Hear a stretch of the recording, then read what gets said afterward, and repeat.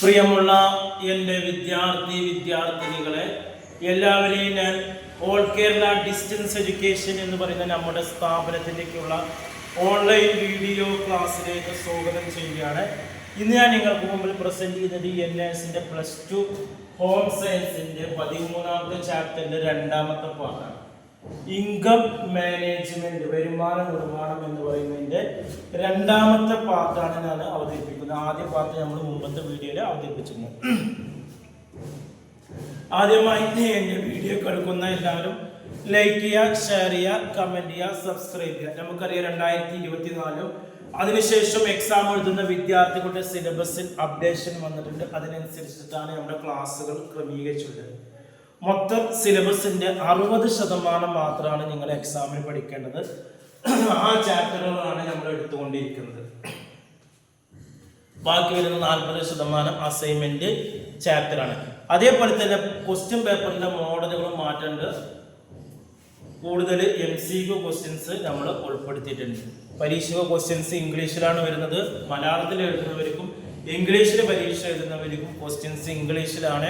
അപ്പോൾ നിങ്ങളുടെ മനസ്സിൽ വരുന്ന ക്വസ്റ്റ്യൻസ് ആണ്. ഇംഗ്ലീഷിൽ ക്വസ്റ്റ്യൻ വന്നു കഴിഞ്ഞാൽ മലയാളത്തിൽ ആൻസർ ചെയ്യാൻ കഴിയും. ആ ഒരു പ്രയാസം ഒഴിവാക്കാനാണ് നമ്മൾ ബോർഡിൽ ക്വസ്റ്റ്യൻസ് ഇംഗ്ലീഷിൽ എഴുതി അതിൻ്റെ അർത്ഥം മലയാളത്തിൽ പറഞ്ഞ് ആൻസർ മലയാളത്തിൽ പറയുന്നത്. നമ്മുടെ ഗൈഡിലും അതേ രീതിയിൽ തന്നെ എല്ലാ വിഷയത്തിൻ്റെ ഗൈഡ് അവൈലബിൾ ആണ്. ആവശ്യമുള്ളവർ കോൺടാക്ട് ചെയ്യാം. ഫസ്റ്റ് ക്വസ്റ്റ്യൻസ് ആണ്, what are saving and investment ആണ്. എന്താണ് സമ്പാദ്യവും നിക്ഷേപവും? ഭാവിയിലെ ഉപയോഗത്തിനോ അടിയന്തര ആവശ്യങ്ങൾക്കോ നിലവിലുള്ള വരുമാനത്തിൽ നിന്ന് നീക്കി വയ്ക്കണം. ഭാവിയിൽ അപ്രതീക്ഷിതമായി വല്ല ചെലവ് വരുന്നതിന് നമ്മൾ മാറ്റി വെക്കുന്നതാണ് നമുക്ക് എന്താണ് സേവിങ് എന്ന് പറയുന്നത്. സമ്പാദ്യം വർദ്ധിക്കുമ്പോഴാണ് അതിന് നിക്ഷേപം എന്ന് പറയുന്നത്. സേവിങ് വർദ്ധിച്ചു കഴിഞ്ഞാൽ അത് നിക്ഷേപമായിട്ട് മാറും. അടുത്ത ചോദ്യമാണ്, list out the reason for saving ആണ്. സമ്പാദിക്കാനുള്ള വിവരങ്ങൾ, കാരണങ്ങൾ എന്തൊക്കെയാണ്? എന്തിനാണ് നമ്മൾ സമ്പാദിക്കുന്നത്? നമ്മുടെ ഭാവി സുരക്ഷിതമാകാനാകാം, അടിയന്തര ആവശ്യങ്ങൾ, വല്ല എമർജൻസി പെട്ടെന്ന് നമുക്ക് വന്നു കഴിഞ്ഞാൽ അതിനാകാം, കുടുംബത്തിന്റെ ലക്ഷ്യങ്ങളാകാം, ജീവിത നിലവാരം മെച്ചപ്പെടുത്താനായ സ്വയം തൊഴിലോ അല്ലെങ്കിൽ ഒരു ചെറുകിട തൊഴിലോ തുടങ്ങാനായി, ഇതിനൊക്കെയാണ് നമ്മൾ സമ്പാദിക്കുന്നത്. മൂന്നാമത്തെ ചോദ്യം, list out the guide line four saving ആണ്. സമ്പാദ്യത്തിനായുള്ള നിർദ്ദേശങ്ങളെ കുറിച്ചുള്ള ലിസ്റ്റ് തയ്യാറാക്കണം. ഫസ്റ്റ് പറയുന്നത് സമ്പാദ്യത്തെ യഥാർത്ഥമായി ആസൂത്രണം ചെയ്യണം. 2 സമ്പാദ്യ ആസൂത്രണം പതിവായി തയ്യാറാക്കണം. 3 സമ്പാദ്യത്തിന്റെ ലക്ഷ്യങ്ങളെ കുറിച്ച് പൂർണ്ണ അറിവുണ്ടാവണമെന്നാണ്. അടുത്ത ചോദ്യമാണ്, what are the problems of keeping saving at home ആണ്. വീട്ടിൽ സമ്പാദ്യം സൂക്ഷിച്ചാൽ ഉണ്ടാകുന്ന പ്രശ്നങ്ങൾ എന്തെല്ലാം? സമ്പാദ്യം വർദ്ധിക്കൂല, കാരണം നമ്മൾ ഇടക്കിടക്ക് എടുത്ത് ചെലവാക്കും. മോഷ്ടിക്കാനുള്ള സാധ്യത ഉണ്ട്. നിലവിലുള്ള ആഗ്രഹങ്ങളെ സാക്ഷാത്കരിക്കാനുള്ള പ്രവർത്തനം ഉണ്ടാവും. ഇവയെ നേരിടാനായി ബാങ്ക് നിക്ഷേപങ്ങൾ തുടങ്ങാവുന്നതാണ്. അടുത്ത ചോദ്യമാണ്, how to open a saving bank account. എങ്ങനെയാണ് ഒരു ബാങ്കിൽ സേവിങ് ബാങ്ക് അക്കൗണ്ട് തുടങ്ങാം? ആദ്യം ബാങ്ക് നൽകുന്ന നിർദ്ദിഷ്ട അപേക്ഷാ ഫോം കൃത്യമായി പൂരിപ്പിക്കുക. 2 പാസ്പോർട്ട് സൈസ് ഫോട്ടോ കയ്യിൽ കരുതുക. കൂടാതെ അപേക്ഷകനെ അറിയുന്ന ഏതെങ്കിലും ഒരു ബാങ്ക് ഉപഭോക്താവോ ജീവനക്കാരോ ബാങ്കിൽ പരിചയപ്പെടുത്തണം, ജാമ്യ രൂപത്തിൽ. ഇത് അപേക്ഷകന്റെ മാന്യതയും സാമ്പത്തിക സ്ഥിതിയും മനസ്സിലാക്കാൻ ബാങ്കിന് പ്രയോജനം. അതിനുശേഷം ഒരു നിശ്ചിത തുക ആദ്യമായി ഗഡു നൽകി അക്കൗണ്ടിൽ നിക്ഷേപിക്കും. അതിനുശേഷം ഒരു പാസ്ബുക്കും ചെക്ക് ബുക്കും ലഭിക്കും. അക്കൗണ്ട് തുടങ്ങുന്ന ആൾക്ക് വ്യക്തിപരമോ ജോയിന്റ് ആയ അക്കൗണ്ട് തുടങ്ങുന്നതാണ്. ഏത് അക്കൗണ്ട് ആയാലും ഒരു നോമിനിയെ കൂടി വെക്കണം. അക്കൗണ്ട് ഉടമ മരണപ്പെട്ടാൽ നിക്ഷേപം നോമിനിക്ക് ലഭിക്കും. ബാങ്കിന് പുറമെ പോസ്റ്റ് ഓഫീസിൽ നിക്ഷേപം തുടങ്ങാവുന്നതാണ്. അടുത്ത ചോദ്യം, what is PF? Explain features ആണ്. എന്താണ് പ്രൊവിഡന്റ് ഫണ്ട്? അതിന്റെ പ്രത്യേകത എന്താണ്?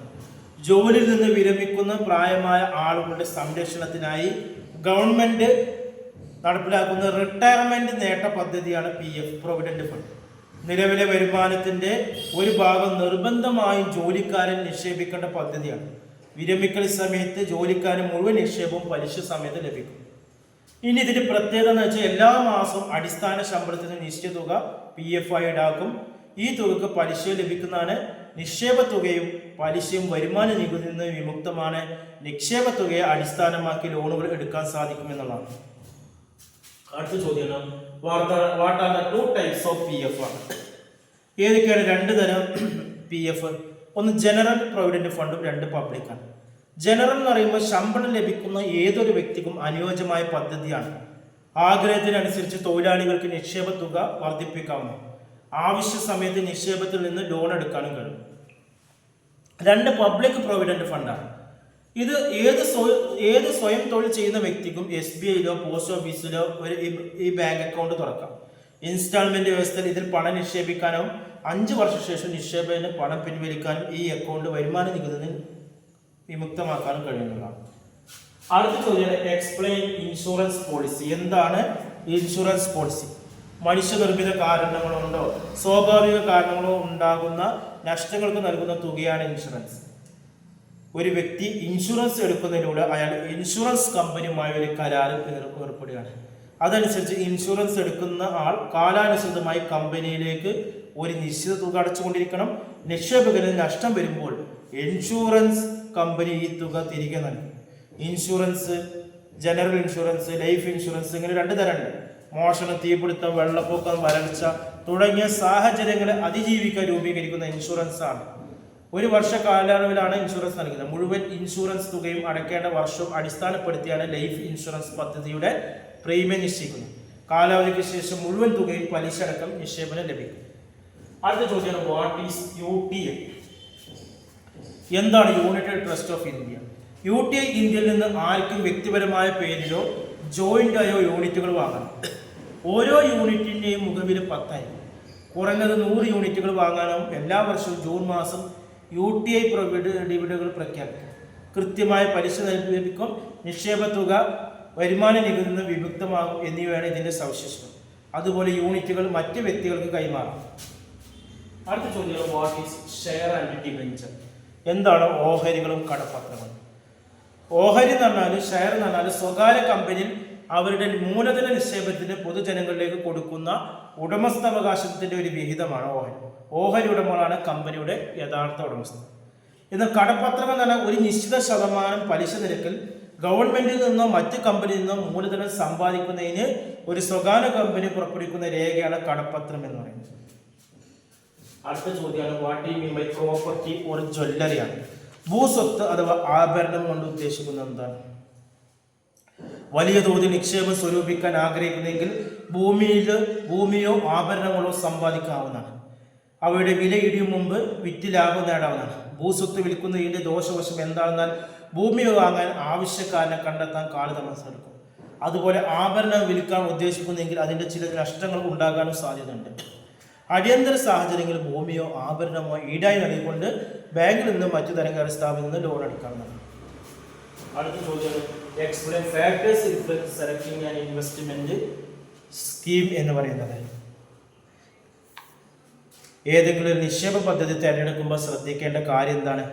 സൂക്ഷിച്ചു വെക്കാനുള്ള കഴിവ് വേണം, നിക്ഷേപത്തിന്റെ സുരക്ഷിതത്വം വേണം, ഉയർന്ന പലിശ നിരക്ക് നോക്കണം, കൈകാര്യം ചെയ്യാനുള്ള എളുപ്പം നോക്കണം, നിക്ഷേപിക്കാൻ അനുയോജ്യമായ സ്ഥലം നോക്കണം. ലാസ്റ്റ് ചോദ്യമാണ്,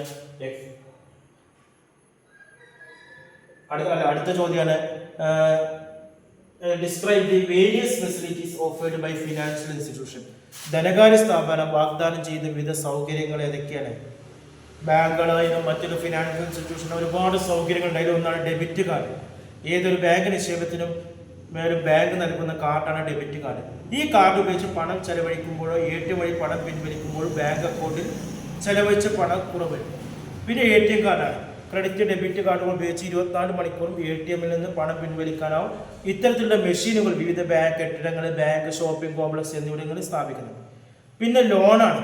ഇന്ന് വിവിധ ധനകാര്യ സ്ഥാപനങ്ങൾ പലതരത്തിലുള്ള ലോണുകൾ നൽകുന്നുണ്ട്. വ്യക്തിഗത ലോണുണ്ട്, വിദ്യാഭ്യാസ ലോണുണ്ട്, ഭവന വായ്പ ഉണ്ട്, വാഹന വായ്പ എന്നിവ അതിൽ ഉൾപ്പെടുന്നുണ്ട്. വായ്പ എടുക്കുന്ന തുക, തിരിച്ചടവ് കാലാവധി, ആവശ്യം എന്നിവയ്ക്കനുസരിച്ച് പലിശ നിരക്കിൽ വ്യത്യാസം ഉണ്ടാവും. വിവിധ ഗഡുക്കളായി ലോൺ തുക തിരിച്ചെടുക്കാവുന്നതാണ്. വായ്പ എടുക്കുമ്പോൾ ഉറപ്പിനായി ഭൂമിയോ ആഭരണമോ മറ്റോ ഈടായി സമർപ്പിക്കാം. അടുത്ത ബാങ്കിംഗ് ആണ്. ഇന്റർനെറ്റ് മുഖേന ബാങ്ക് സൗകര്യങ്ങൾ ലഭ്യമാക്കുന്നതിന് ബാങ്ക് അതിൽ ലഭിക്കുന്ന സൗകര്യങ്ങളാണ് ബാങ്ക് ബാലൻസ് അറിയാം, ക്രെഡിറ്റ് ലഭ്യമായ തുക അറിയാം, ചെക്ക് ബുക്ക്, ഡ്രാഫ്റ്റ് ബുക്ക് എന്നിവയ്ക്ക് അപേക്ഷിക്കാൻ കഴിയും. ടെലിമാർക്കറ്റിങ്ങിലൂടെ സാധനം പർച്ചേസ് ചെയ്യാൻ കഴിയും. റെയിൽവേ വിമാന ടിക്കറ്റുകൾ എടുക്കാൻ കഴിയും.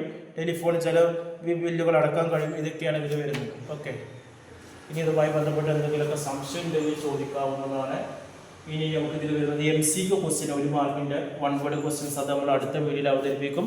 NSന്റെ SSLC +2 അഡ്മിഷൻ 1 മാസം കൊണ്ട് 2 മാസം കൊണ്ട് 3 മാസം കൊണ്ട് 6 മാസം കൊണ്ട് ഇന്ത്യയിലെ മുഴുവൻ സ്റ്റേറ്റുകളിലും എല്ലാ ജില്ലകളിലും നമ്മൾ എക്സാം സെന്ററോടുകൂടി അഡ്മിഷൻ നൽകുന്നുണ്ട്. ആഴ്ചയിൽ 6 ദിവസത്തെ ഓൺലൈൻ ക്ലാസ് ഉണ്ട്. അഡ്മിഷൻ എടുക്കുന്ന എല്ലാവർക്കും മലയാളത്തിലുള്ള ഗൈഡുകൾ, അസൈൻമെന്റ്, പ്രാക്ടിക്കൽ റെക്കോർഡ് എല്ലാം നൽകുന്നുണ്ട്. ഗൾഫിലുള്ള ആളുകൾക്ക് അവിടെ ലീവിന് വരുന്ന സമയത്ത് പരീക്ഷ എഴുതുന്ന രീതി അവിടെ ഇരുന്ന ക്ലാസ്സുകൾ കേൾക്കാം. ശ്രീനാരായണ ഇഗ്നോ യൂണിവേഴ്സിറ്റിയുടെ ഡിഗ്രി PG അഡ്മിഷൻ നൽകുന്നുണ്ട്. അതേപോലെ തന്നെ വീട്ടിലിരുന്ന് പരീക്ഷ എഴുതാൻ പറ്റുന്ന പോസ്റ്റ് എഡ്യൂക്കേഷൻ്റെ SSLC +2 അഡ്മിഷൻ നൽകുന്നുണ്ട്. കൂടുതൽ വിവരങ്ങൾക്കും അഡ്മിഷനും കോൺടാക്ട് ചെയ്യേണ്ട വാട്സപ്പ് നമ്പർ നമ്മുടെ ചാനലിൻ്റെ ഡിസ്ക്രിപ്ഷൻ ബോക്സിലുണ്ട്. അത് നിങ്ങൾ കോൺടാക്ട് ചെയ്യുക 9037114679. Okay, thank you.